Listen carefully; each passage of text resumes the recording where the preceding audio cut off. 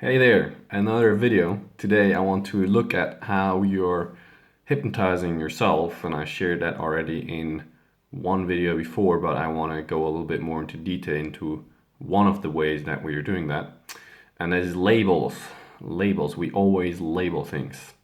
And specifically, we label things, for example, like a good day, a bad day, a good week, a bad week, a good meeting, a bad meeting. That's just one example of things that we label. We have many, many more labels. For example, a race, or male, female. And while obviously there is a difference between male and female, just even from the physical point of view, there's a lot more going on as well that it gets triggered by saying, oh, I'm a male. So for example, I'm saying I'm a male. I do not expect to behave like a woman, for example. So that might imply I'm not wearing dresses, I'm not putting on makeup. And while all of that is become a lot more fuzzier over the years now, and it's with the feminist movement as well as with the male being more able to show emotion, this kind of stuff, there's still a lot going on with that kind of label. I just pick those as an example. It doesn't really matter what you take. You can take other labels that you're using, like a friend. A friend is still a label, and so when you say a friend, you have certain expectations. There's certain conditions that you grew up with. So for example, depending on what your culture is in, you have the belief maybe inside that a friend is behaving in a way that will not hurt you, that your friend is always there to support you. And so when you're in need and your friend isn't there, well, it's a bad friend and you might end the friendship, right? So those are all labels. There's even more than that. I mean, there's tons.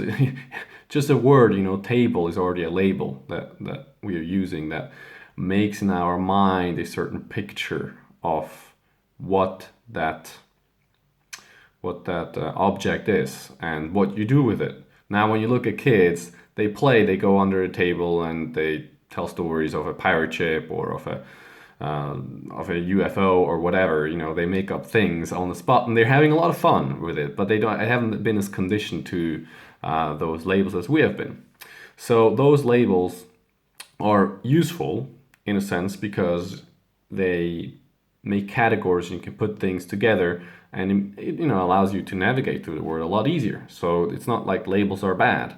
However, what it does through that categorization is that when you're labeling something, like for example, today's a bad day, you're saying today's a bad day, that is a label, and you might not even be finished with your day. However, because you've already said it is a bad day, it is much more likely that you unconsciously and even sometimes consciously are looking for things that are going to prove that it is a bad day. You didn't just make it up. You already felt it in the morning, you woke up and maybe it reminded you of a different day. You're like, oh, it's going to be one of those days. And sure enough, you missed the train, you're late, it's raining, you get all wet, you spill the chocolate all over your sweatshirt or whatever.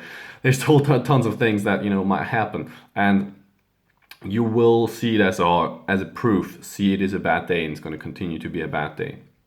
Now, there's nothing wrong with it. You can absolutely do that. However, is it useful? Is it serving you? Is it going to make you happy? Is it going to get through the day? Now we're just taking the day. Is it going to get you through the day quicker? Is it going to be easier to go through that day if you have in the back of your mind the idea that it is a bad day? Now, when we go to friendships, for example, is it useful for your friendship, for seeing actually your friend as a human being, to have those expectations? Is it serving you?